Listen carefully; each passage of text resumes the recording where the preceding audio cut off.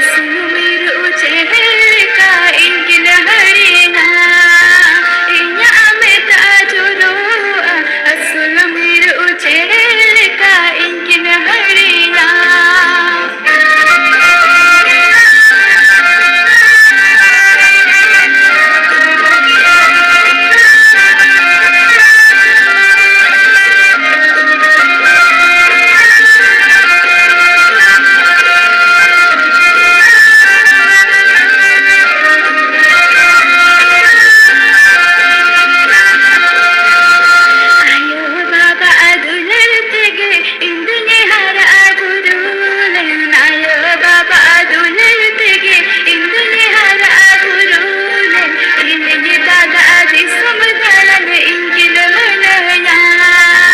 इंदले हरा बुरुलन हिलये दादा दिसम दालन इंगिल मनया इंदले हरा बुरुलन आयो बाबा सोहद बुलन इंगिल मनया इंदले हरा बुरुलन हिलये दादा दिसम दालन इंगिल मनया